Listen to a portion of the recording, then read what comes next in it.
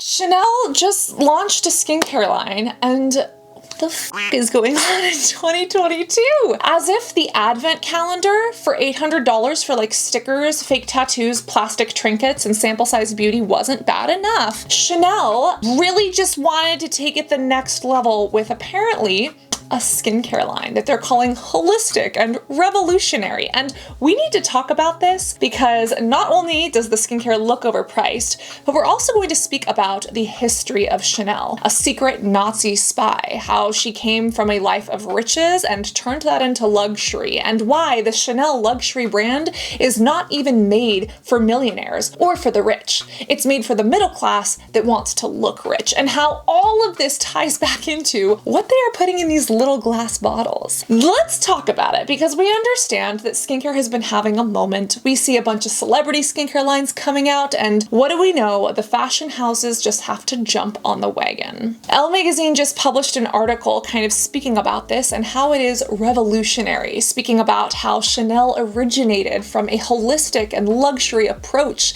and how Chanel is being so revolutionary not only in the ingredients, but also in the packaging, because as you can see, this packaging is glass. And this glass is up to like 80% glass. It's sustainable. It's welcoming the eco-friendly movement. When, if you look at this from a more critical or skeptical lens, we recognize that based on consumer psychology, glass packaged products or products that are packaged in ceramic feel heavier than plastic, and therefore consumers will spend up to 3 to 10 times more on them. Yes, studies of the weight of packaging has been done, and it is proven based on consumer psychology. Fascinating, but also frustrating when luxury brands, such as some of these fashion houses, try to take advantage of that. Elle wrote a very interesting article speaking about this new 9-piece skincare collection. The brand Chanel themselves has said that from its very beginnings, Chanel anticipated the future, seeing beauty as according to the vision inherited from Gabrielle Chanel. There is no duality between the mind and the senses, no distinction between reason and sensitivity, no separation of the body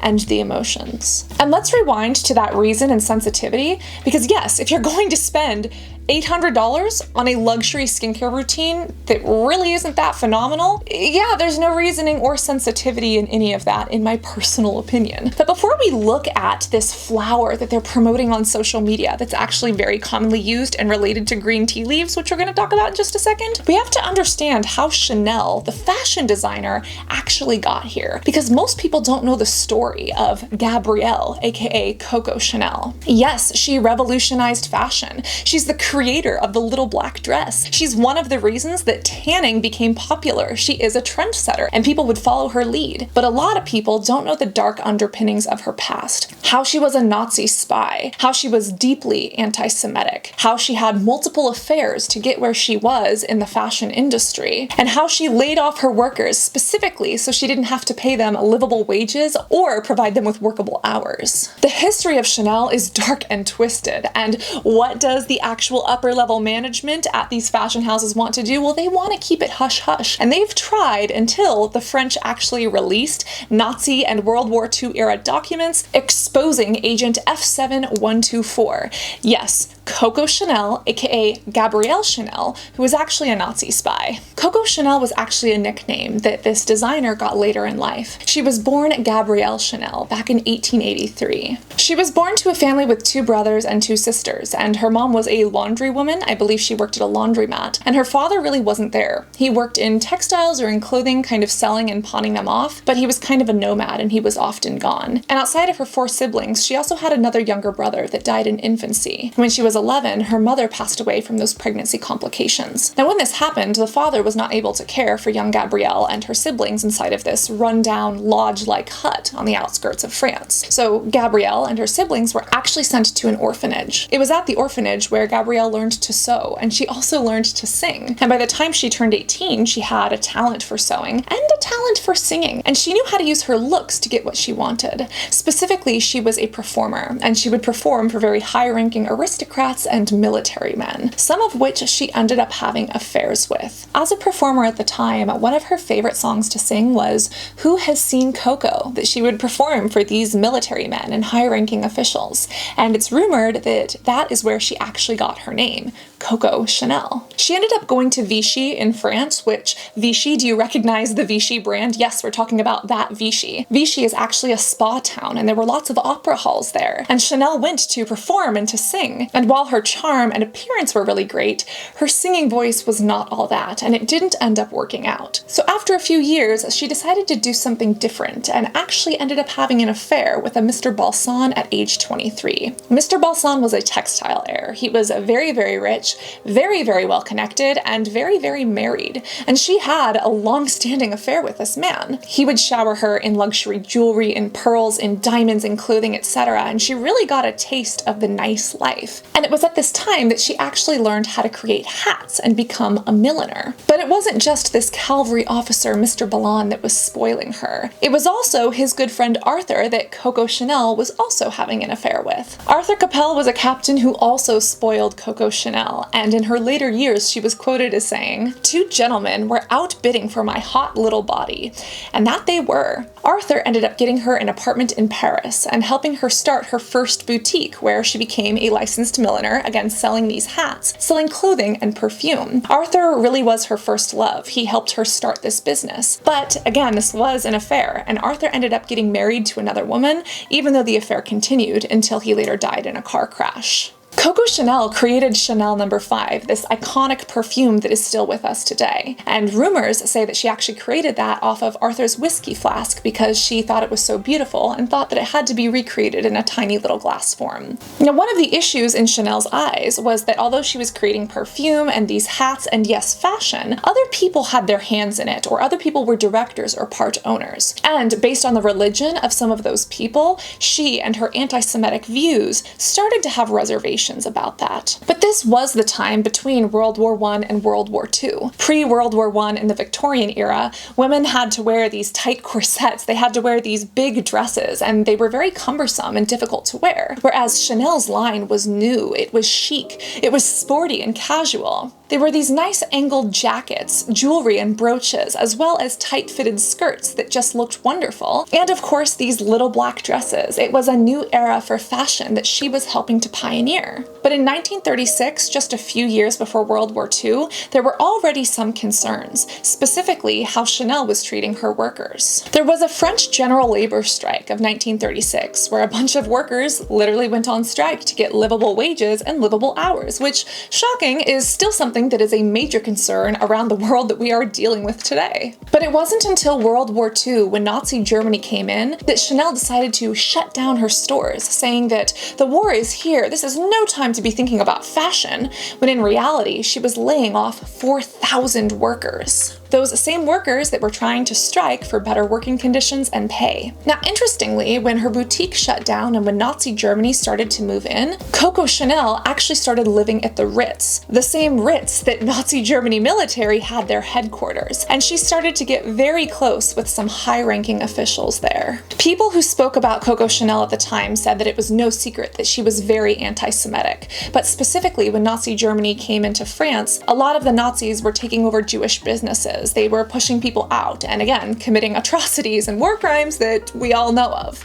Coco Chanel saw this as an opportunity because if you remember that iconic perfume, the directors of that were Jewish. They were the director of Parfums Chanel, which was the most profitable thing that the Chanel brand was selling at the time. Chanel used her position and her connections to the German military to her advantage. On May 5th of 1941, she actually wrote to the government administrator, "Parfums Chanel is, quote, still the property of Jews and had been, quote, abandoned by the owners." Now, the Wertheimers, who were Jewish, actually anticipated the Germans and the Nazis coming. So unbeknownst to Coco Chanel, they had actually sold it to a Christian Frenchman to protect it. But that didn't stop Coco from trying to get it, and again, using those German military contacts to her advantage. She did end up with some sort of settlement, and she ended up becoming one of the wealthiest women in the world at the time, making over $25 million a year. Although her fashion boutique had closed, speculation came out that she was a Nazi spy. And although there was no real evidence at the time, time, she was about to be charged for war crimes.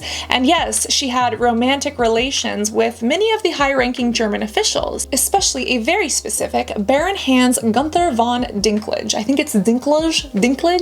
I'm probably mispronouncing that, but I am trying my best. She's been described as a vicious anti-Semite who praised Hitler. And again, the Chanel fashion house wants all of that to stay quiet. They don't want that bubbling to the surface, even though the French government and officials released papers confirming that yes, she did work with the Nazis as a spy. There were multiple ways that she used her beauty and her allure to help out the Nazis and the Germans, especially when it came to transferring information or trying to persuade government officials or high-ranking people. And when she was actually being charged for these war crimes, rumor has it that Winston Churchill of Britain was one of the people who actually helped excuse her, potentially because she had some of this very important information that would have made that side of things look not so good. She was Agent F7124, but her pseudonym was Westminster. Certain anti-Nazi activists have spoken up about that, and at the time said that, there were some people that didn't even know that they had one of these agent numbers. Like, just because she has a number doesn't mean that she was a spy nor an informant. But we would later come to find out that yes, she was directly involved in German military intelligence, with Nazi communication, and even with special operations such as Operation Model Hat. I kid you not. Even though Winston Churchill supposedly helped to try to pardon her, she ended up fleeing to Switzerland, presumably to avoid criminal charges for her work as a Nazi informant and as a Nazi spy. And as she snuck off to Switzerland, she actually left a paper in Chanel's boutique window, saying that Chanel No. 5 was free for all GIs. While she was in Switzerland, life seemed to be much less eventful. Again, she had multiple affairs and romances and love interests, but she never actually got married. And while she was there, as World War II continued on, other designers started to pop up in France, people like Christian Dior and Balenciaga, who she actually did not like. She was even quoted by saying that their designs were illogical, and things like waist clenchers and the jackets were something that no sane woman would ever wear. They're way too constricting, and basically saying that these designs just appealed to the male gaze. And she thinks that women still crave for something that was sporty and casual but still chic. And that is why she ended up leaving Switzerland to come back to France yet again for a comeback of Chanel. Now, this was after the war was over, but the French were actually quite cautious when it came to promoting her in the media, just based on those allegations that we would later find out were true about, war crimes and about spy activity. And so while in France it wasn't widely successful, the comeback of Chanel was actually revolutionary in both Britain and in America. In America, the press didn't pick up on the Nazi ties, rumors, or allegations, and seeing this new sporty and chic fashion designer from France, Chanel took off with power and luxury that we still see from those iconic double C's on the Chanel logo today. In 1971, when Chanel was 87 years old, she was feeling under the weather. She was getting weaker and weaker, and she ended up going for a drive, coming home and speaking to her maid. Her final recorded words were quoted to be, "You see, this is how you die." A day later, a Sunday on January 10th, she died in the Ritz, that very same hotel where she had lived, had loved, had designed, and eventually died in. Her body was brought back to Switzerland where she was buried, but the legacy of her designs still lives on. Her models were at her funeral, and people still see her as this icon today. And although the brand is now owned by different people, there's different creative directors and different marketers, the brand still holds on to this idea of luxury. They still try to snuff out the Nazi spy history, and they still create this luxury brand. The difference is that the brand is no longer made for these aristocrats, and it's no longer made for these millionaires. It is now made for the poor or middle class that wants to look rich, which takes us to where we are today. The brand has gotten pretty far away from how it originated. Some of these very specific textiles or some of these jackets and skirts are still there. And the Chanel cambon or this fancy quilted handbag, of course that's still a staple of the Chanel look. But they've branched out into more than just hats, fashion, and perfume. They have beauty now, they have skincare. And this is actually something that happens all across the luxury market. These brands that are fashion houses start launching these beauty and skincare products. And while someone might be an amazing designer, that doesn't mean that they understand cosmetic chemistry or the anatomy and biology of our face. This is an overarching issue when fashion goes into beauty. You see, it almost takes us into what is luxury, what is the consumer psychology behind it. Chanel handbags can be $2,000, $4,000, even $8,000, right? And if you take a similar bag with similar materials and hand-done craftsmanship that's, $100 to $200, is that Chanel one really worth 10, 20 times more? Designer and luxury goods are often quoted as being higher quality or lasting longer, but the truth is that you can find bags that are much less expensive, or fashion items that are much less expensive that have the same, if not superior quality. But these luxury beauty brands have a name, they have an image or a reputation, and that image or reputation is why people buy from them. This is why so many fashion designers literally burn or destroy their clothing. Yes, I'm looking at you, Burberry, Louis Vuitton. These brands would rather torch their things on fire than put them on sale, because they don't want sales to be a part of their brand ethos. They need to very tightly control that brand image so that the price stays high, which is why the luxury fashion house of Chanel is so intent on keeping their brand image about her being a Nazi, an anti-Semite, and a homophobe so tight and so under wraps. But just the way a cardiologist might be able to help you after a heart attack, I'm not going to trust that cardiologist to be an architect and design my house, right? So why am I going to trust a luxury fashion house who can create beautiful designs and influence fashion and therefore culture? Why am I going to trust them with my skin health, with my biology, with skin conditions? This is an issue across luxury beauty, and the real reason, again, comes down to money and psychology and consumer spending. The brand Chanel, or some of these other luxury fashion houses like Dior, they have so much brand recognition that when they put their name on a cheap compact or even a glass packaged skincare bottle, they aren't selling what's in that bottle or even the weight of that glass. They are selling the name. And when someone uses that, it makes them feel better. There's a quote that says, we buy things that we don't need with money that we don't have to impress people that we don't like. And even I have fallen victim to that. I have some stupid Chanel Cambon tote that I purchased on credit for way too much money that I didn't have, that I don't even like, just because of the brand name. And I'm so glad that I've grown up. I realize what the value of money actually is to me, where I can actually put it to make it useful to help other people, as opposed to just sit in a closet for some reason. But that is the lure of these luxury brands. And whether we like it or not, America does not run on Dunkin'. America runs on capitalism. And there's arguments for or against that. But when a luxury beauty brand has this kind of power, they have this brand recognition where you see those two crossing seas and ooh, expensive. They are willing to exploit that through skincare and beauty, and yes, these stupid advent calendars to get people to part with their hard-earned money. When we look at this skincare line, it happened with Dior, it happened with YSL. We see these brands launching makeup, and the makeup quality is not that much better, but the brand is worth something. And that is, I believe, a carbon copy of exactly what we're seeing with this skincare. With this skincare line specifically, they are making claims such as having this amazing exotic flower, when actually this flower is already used in so many skincare products because it's literally related to green tea. Tell me why this revolutionary glass bottle that's like 80% glass is somehow better and more eco-friendly than all of the other things they've done. If they were really worried about sustainability, wouldn't they be doing their entire fashion line a little bit different?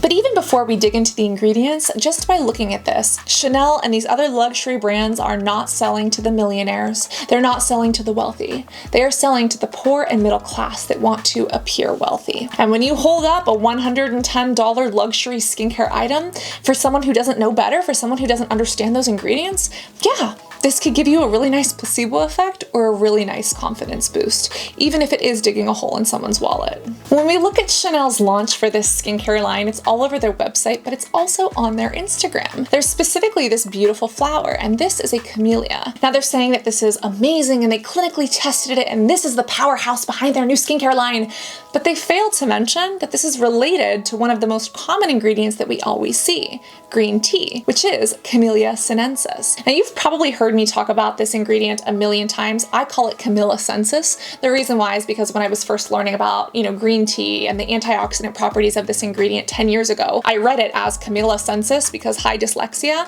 And when you read a lot, but you don't socially interact with people because you are very insecure with acne, as I was, you don't always learn to pronounce things correctly. So I should probably fix that. It is Camellia sinensis. But yes, this is one of the most common skincare ingredients because it is green tea, or if it's fermented, it's black tea. And if it is the baby Camellia sinensis, then it is literally matcha. And this camellia is this flower. It is this winter rose. It blooms during the winter, and yes, it does have some really great skincare properties.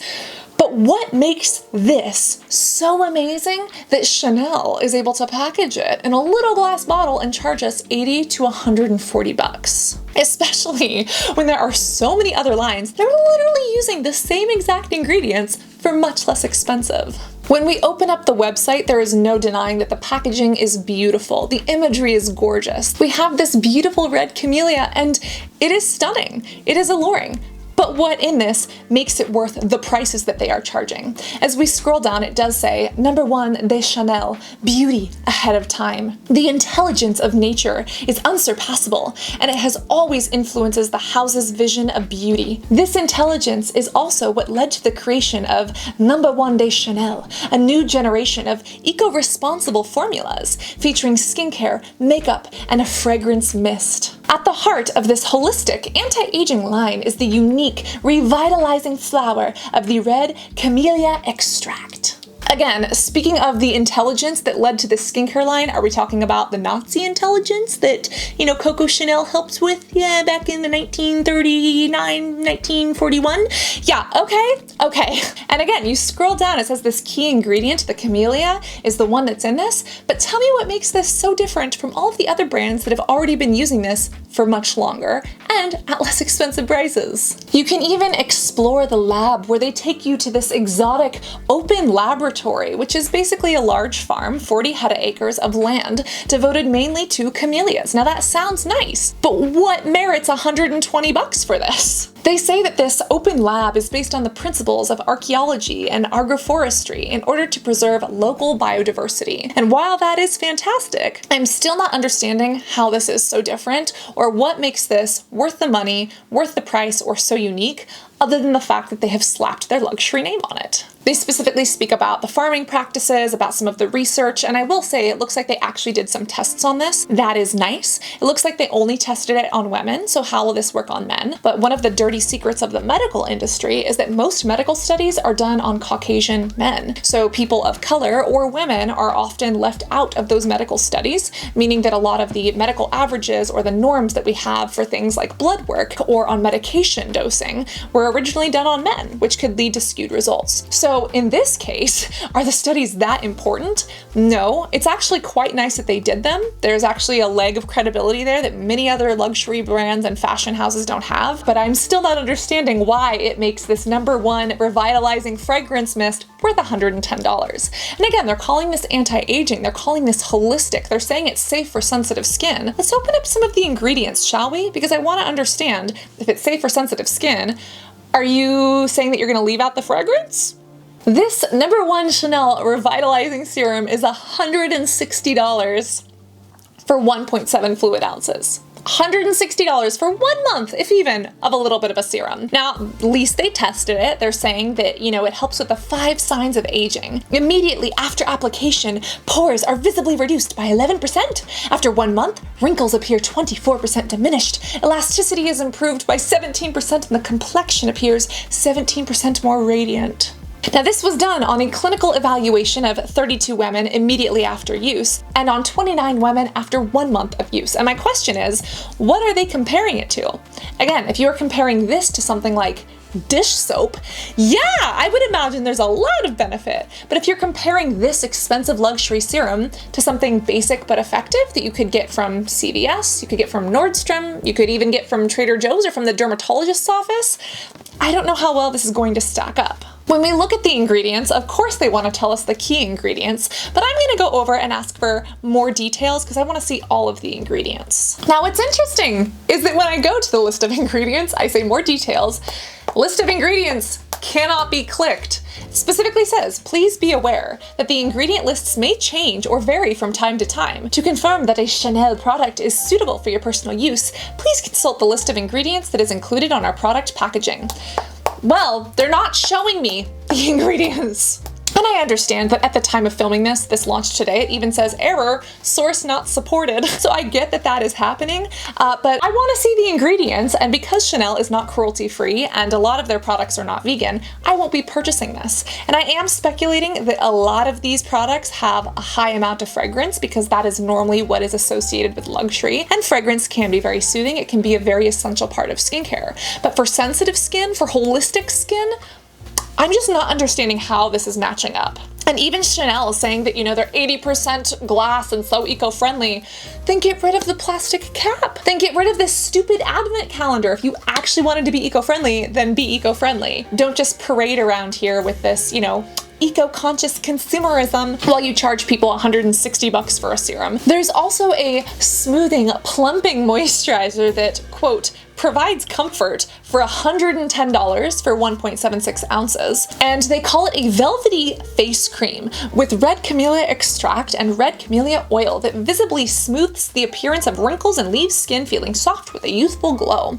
And again, this main ingredient that they are speaking about is this camellia. They're saying that it helps with skin vitality, and on every single product they're just saying, it's the camellia, it's the camellia. Show me the other ingredients. And again, we know that Camellia sinensis, or what I call Camellia sensis, this green tea is wonderful. Antioxidant properties, mild antifungal properties. It can help with hydration, with lifting, with catagens, with slight amounts of caffeine, with epigallocatagen 3 gallate. We love this stuff, but it's not this expensive. Now, one thing to note is that it does say that they are using this red camellia, so maybe they are using like the petal extract. This moisturizer actually has ingredients, whereas the serum did not. But let's actually see what they're putting in here and if the ingredients hold up to what they're claiming. We do have the first ingredient not being water or universal solvent, but being camellia flower water. And if this were, you know, some sort of lysate or some sort of bacterial ferment or some sort of algae, I could understand this being very expensive. But again, even camellia that is sustainably farmed and shipped throughout the world, it's not that expensive. It's not that hard to grow. So okay. Then we have glycerin, which we love and is very inexpensive. We have water, love. We have hydrogenated ethyl hexyl olivate, okay, from olives, right? Then we do have a camellia oil that they spoke about earlier, so okay, oil. We have triglycerides, we have shea butter, we have other extracts, we have hydrogenated olive oil. Jennifer Lopez called, she wants her freaking formula back. We have fragrance, we have chloropenz, and again, these things aren't horrible, but I just don't understand why you are charging us, you know, $110 for soybean seed extract. This is nothing revolutionary. There is hyaluronic acid in here, there is adenosine, there is some lactic acid, and there is a nice tetrapeptide 7, but none of these are exorbitantly expensive. I could see paying $30 to $60 for this, okay? But to pay $110 for this, you're paying for the name. And if you actually have a skin condition and you want skincare to care for your skin, not just to slap something that smells nice on your face, this isn't gonna be it. This isn't gonna fix any issues. This isn't going to revolutionize your skin biology based on the ingredients list. Now, there could be some sort of manufacturing. There could be the way that it's stored or the way that it's formulated or the way that it's sourced that makes it different. A lot of cosmetic chemistry does go into how things are formulated, and you can't tell everything from an ingredients list. But on first impression, this is disappointing. This is not worth the money. And I know of many products with green tea that arguably has more antioxidants than the flower, and fermented tea that would arguably have more antioxidants and catagens and beneficial ingredients than just the flower that I could recommend. Looks like we've also got some mousses in here, and almost all of these things have a bunch of fragrance. So what about this is holistic? I don't understand holistic, like the fact that you put a flower in there. Like, good job, Chuck Norris. I don't really know who Chuck Norris is, but is he the guy that's like, I'm never gonna give you up, never gonna let you down? Is that Chuck Norris? I need to learn my celebrities. That's one of my 2022 goals, but at least I know my fashion designers. It looks like they have an anti-pollution cleansing gel for $47, which is one of the more affordable products in this 9-step lineup. But when we look at the ingredients, it's just not that impressive. Again, we have water, we have a sulfate, which isn't bad, but a bunch of people are terrified of sulfates. So tell me how this is holistic as well. Like, sulfates are usually like demonized and not holistic. Okay, right? We have penylene glycol, methylpropanediol, fragrance, glycerin, seawater. Big words, chemistry. Again, this is not horrible. It's a cleanser. I don't know what people are expecting or why they're willing to spend this much. And specifically, all of these have fragrance. So tell me how this is supremely anti-aging. Tell me how this is amazingly supportive for skin. If you wanted it to be wonderfully anti-aging, put a retinoid in it. Put a sunscreen in it. Even Jennifer Lopez did better with the olive oil and the sunscreen, am I right? They also have a $95 anti-pollution, refreshing, boosting radiance thing. And again, when we go to key ingredients, it's all about this red camellia flower. When we look at the actual ingredients, we have, again, this flower water. We have water, glycerin, jojoba seed oil, which I love and I get for $7 from Trader Joe's. We've got chloropensin, we've got fragrance, which is irritating, sunflower seed oil, adenosine is great in here. I just don't see what in here is so great. The only thing about this that is anti-pollution is the fact that they are using this flower and that, you know, it could have antioxidant properties to it. Yeast extract, that's nice, but it's not worth 95 bucks. Then we have a $55 powder to foam cleanser. Let me look at these. I've used some powder to foam cleansers and some are decent and some are an absolute joke.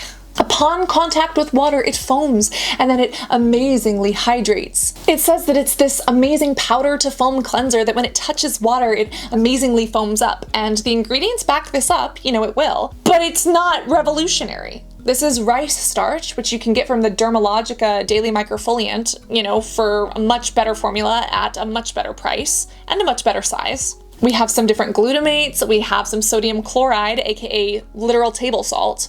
On top of the table salt, we have sea salt. We have fragrance.